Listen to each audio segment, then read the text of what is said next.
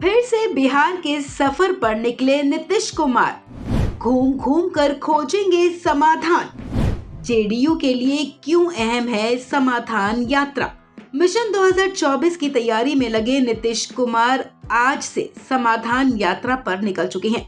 आपको बता दें, यात्रा 29 जनवरी तक चलेगी। सीएम नीतीश कुमार की यात्रा 18 जिलों से होकर गुजरेगी, जिसमें 18 सालों में किए गए कामकाज का फीडबैक लिया जाएगा। नीतीश की इस यात्रा को जेडीयू में जान फूंकने की तौर पर भी देखा जा रहा है। नीतीश कुमार वैसे तो बिहार में कई यात्राएं निकाल चुके हैं, लेकिन मौजूदा समाधान यात्रा काफी अहम मानी जा रही है। बीजेपी का दामन छोड़कर आरजेडी के साथ आने के बाद नीतीश पर कई सवाल खड़े हो रहे हैं।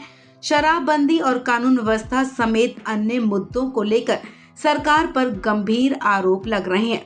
इन सब के बीच नीतीश जनता के बीच जाकर उनका फीडबैक ले रहे हैं। बता दें कि यात्रा के जरिए नीतीश पहले भी ऐसा कर चुके हैं।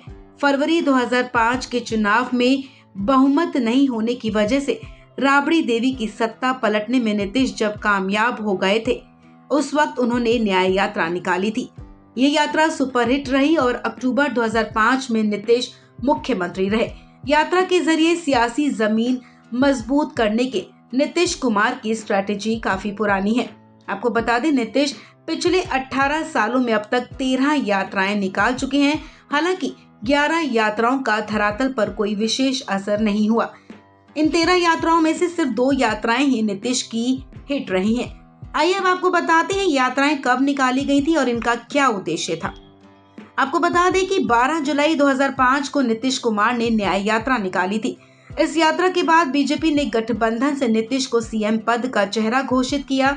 अक्टूबर 2005 के चुनाव में बीजेपी और नीतीश गठबंधन को पूर्ण बहुमत मिला। इसके बाद 9 जनवरी 2009 को लोकसभा चुनाव से पहले नीतीश ने विकास यात्रा की शुरुआत की। नीतीश कुमार को इस यात्रा का फायदा मिला और बिहार में एनडीए गठबंधन को लोकसभा में ज्यादा सीटें मिली थी। फिर लोकसभा चुनाव में बेहतरीन परफॉर्मेंस के बाद नीतीश कुमार 17 जून 2009 से धन्यवाद यात्रा पर निकले। इसमें जनता का आभार जताया गया। चौथी बार 2010 के बिहार विधानसभा चुनाव से पहले नीतीश ने क्षेत्र में रहकर लोगों की बात सुनने के लिए 25 दिसंबर 2009 को प्रवास यात्रा की शुरुआत की। प्रवास यात्रा खत्म होने के बाद काम के आधार पर वोट मांगने के लिए नीतीश कुमार 28 अप्रैल 2010 से पूरे बिहार में विश्वास यात्रा पर निकले। इस यात्रा का भी लाभ नीतीश को मिला और पार्टी को विधानसभा चुनाव में 115 सीटों पर जीत मिली। छठी बार नीतीश कुमार 2011 के अंत में सेवा यात्रा पर निकले थे। इस यात्रा के जरिए उन्होंने बिहार में लोगों के मिजाज को जानने की कोशिश की थी। फिर 19 सितंबर 2012 को विशेष राज्य का दर्जा की मांग को लेकर अधिकार यात्रा की शुरुआत नीतीश कुमार ने की थी।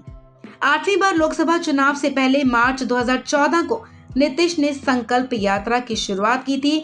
इस यात्रा का पार्टी को कोई लाभ नहीं मिला। लोकसभा चुनाव में करारी हार के बाद नीतीश फिर यात्रा पर निकले। उन्होंने 13 नवंबर 2014 को संपर्क यात्रा की शुरुआत की। 10वीं बार 2015 में सरकार बनाने के बाद नीतीश कुमार ने 7 फैसले लागू किए। इसी का फीडबैक लेने के लिए उन्होंने निश्चय यात्रा निकाली थी। 11वीं बार आरजेडी से गठबंधन तोड़ने के बाद नीतीश ने यात्रा निकाली थी। एक बार फिर जनता के मिजाज को जानने के लिए यात्रा निकाली गई थी। उन्होंने इस दौरान समीक्षा यात्रा की शुरुआत की थी।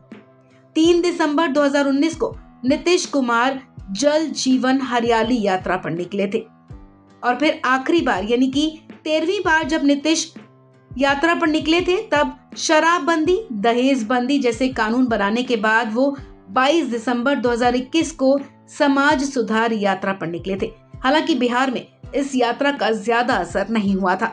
अब साल 2023 में नीतीश समाधान यात्रा पर निकले हैं। सियासी जानकारों का मानना है कि सीएम नीतीश कुमार समाधान यात्रा के जरिए अपने ऊपर लगे आरोपों से खुद को मुक्त कराना चाहते हैं। पिछले 5 महीनों के अंदर विपक्ष ने उनकी जो खराब छवि बनाई है, उसमें सुधार लाने की वो कोशिश कर रहे हैं। समाधान यात्रा के जरिए वो अपनी सियासी जमीन को और मजबूत करना चाहते हैं, जिसका फायदा उन्हें साल 2024 में लोकसभा चुनाव के दौरान मिल सके।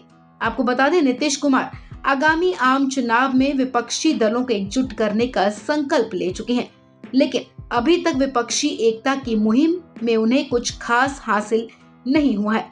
ऐसे में अब ये देखना होगा कि समाधान यात्रा से सीएम नीतीश को कितना फायदा मिलता है। इस खबर में फिलहाल इतना ही। तमाम अपडेट्स के लिए आप बने रहें वन इंडिया हिंदी के साथ।